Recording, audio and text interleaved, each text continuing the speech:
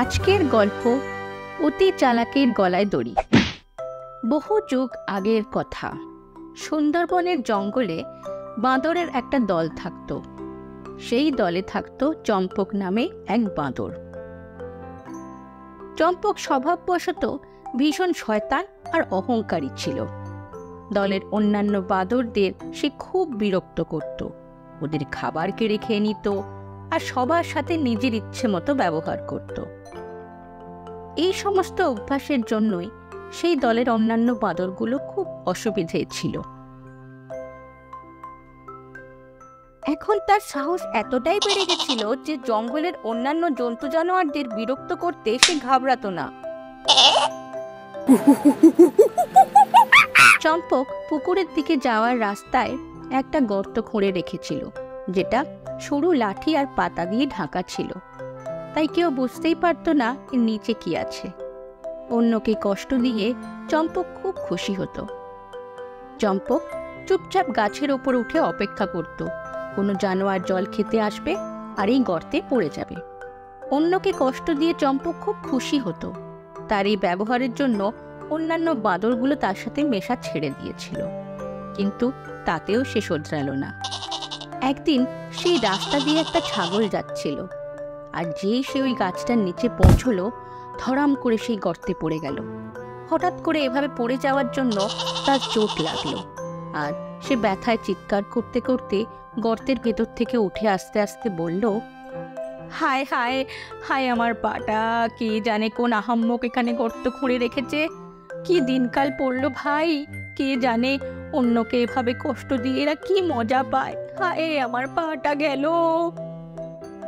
তার এই অবস্থা দেখে চম্পকের খুব মজা হলো। পরের দিন এরকমই একটা গাধা জল খেতে সেই পুকুরের রাস্তা দিয়ে যাচ্ছিল, আর সেও চম্পকের বানানো সেই গর্তে পড়ে গেল। যেমন তেমন করে সেই গর্ত থেকে বেরিয়ে ব্যথায় কোঁকাতে কোঁকাতে ওখান থেকে চলে গেল। অন্যকে হয়রান করা, কষ্ট দেওয়া এখন চম্পকের মন পছন্দ কাজ হয়ে উঠল। একদিন চম্পক গাছের ওপর বসে অপেক্ষা করছিল।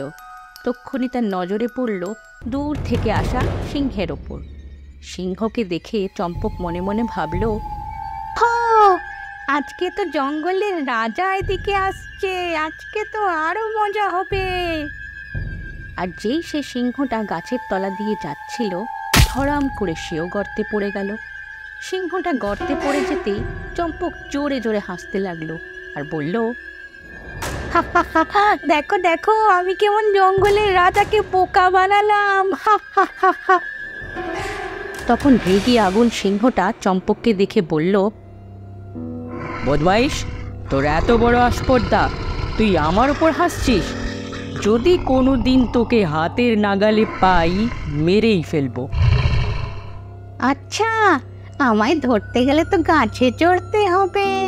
আপনি কি গাছে চড়তে পারেন রাজামশাই?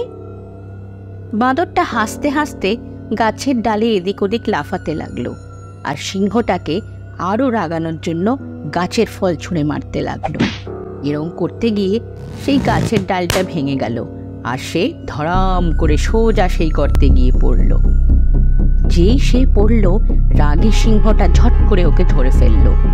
এবারে বাঁদরের প্রাণ ওষ্ঠাগত হলো। এত কাছ থেকে সিংহকে দেখে সে বুঝতেই পারল না কি থেকে কি হয়ে গেল হঠাৎ করে। এবারে সিংহটা বলল, খুব বাজে কথা বলছিলি তাই না? এবারে বল, তোকে কাঁচা খাবো না রান্না করে?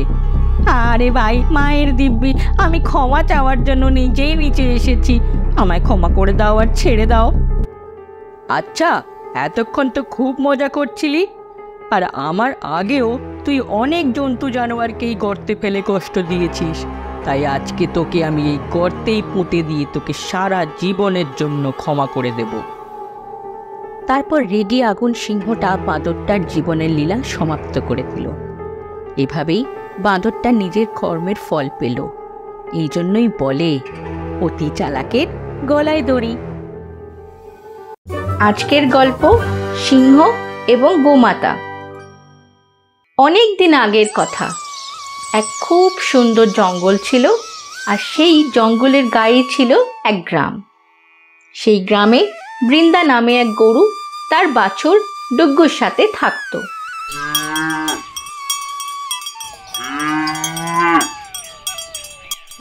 বৃন্দা রোজ সকাল হতেই পাশের জঙ্গলে চড়তে যেত, আর সন্ধে হতে হতে সে নিজের প্রিয় বাছুরের কাছে ফিরে আসত।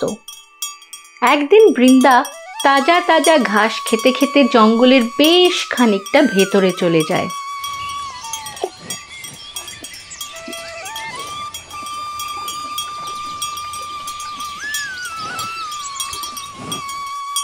ঘাস খেতে খেতে সে একদম খেয়ালই করেনি যে সে যেই জায়গাটায় ঘাস খাচ্ছিল সেখানে একটা হিংস্র সিংহের গুহাও আছে। সিংহটা নিজের গুহায় ঘুমোচ্ছিল, আর সে গত কয়েকদিন ধরে খুব ক্ষুধার্তও ছিল।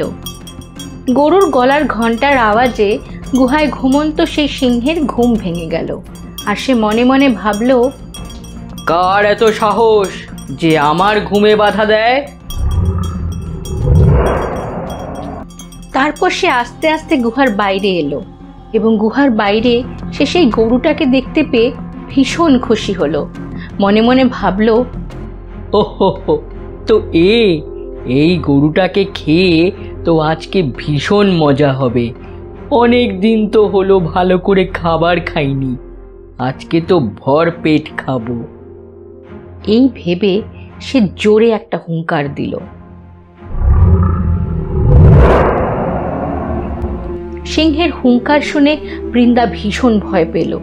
তারপর যেমন তেমন করে সাহস জুটিয়ে যেই পিছন ফিরে তাকালো, সে দেখল সিংহটা তার সামনেই দাঁড়িয়ে আছে। সিংহটা আবার একটা হুঙ্কার দিয়ে কবিতার সুরে বৃন্দাকে বলল, এতদিন ঘুরলাম এদিক ওদিক, শিকার পেলাম না কোনো দিক।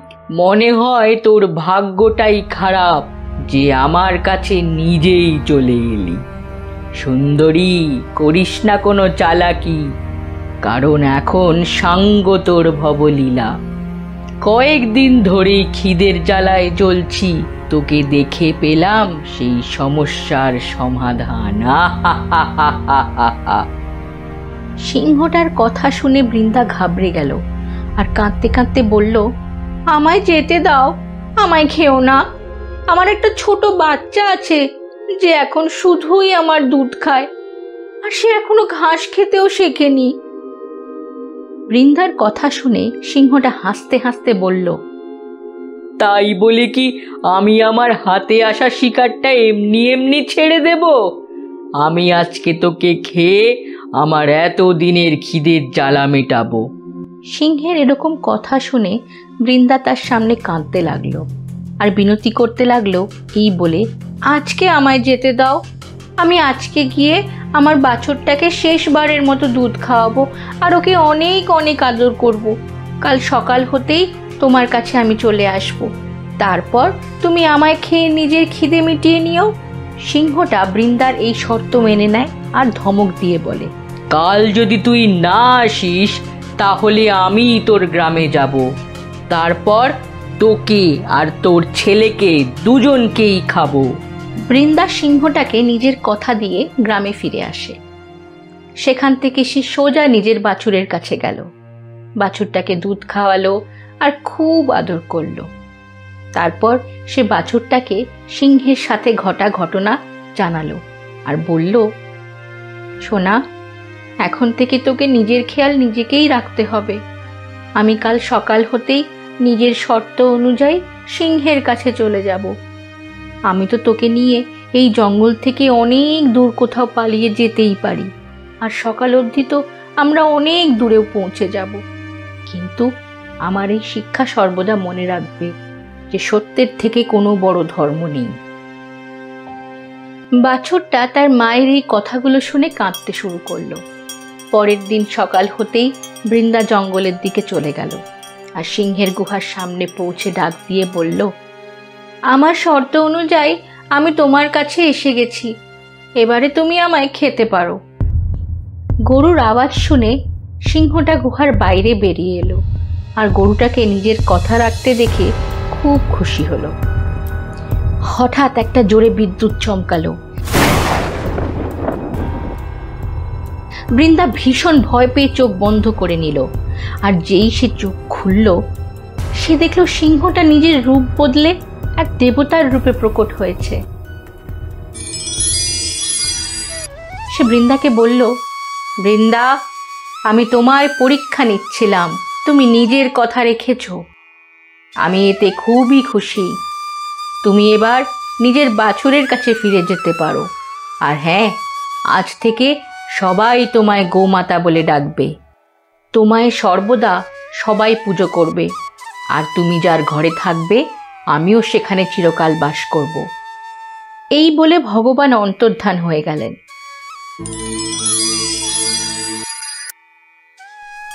তারপর বৃন্দা খুশি খুশি নিজের ঘরে ফিরে এলো। আর গৌমাতা সবাইকে এই শিক্ষা দিল, আমাদের সর্বদা নিজের সিদ্ধান্তে অটল থাকা উচিত। দৃঢ় সংকল্প জীবনে আসা সমস্ত বিপদকে কাটিয়ে দেয়। আজকের এই গল্পটা ভালো লেগে থাকলে লাইক বাটনটা প্রেস করুন আর সাবস্ক্রাইব করতে একদম ভুলবেন না যেন। তাহলেই আরও অনেক অনেক মজার গল্প নিয়ে আমরা আবার হাজির হব আপনাদের কাছে। ধন্যবাদ।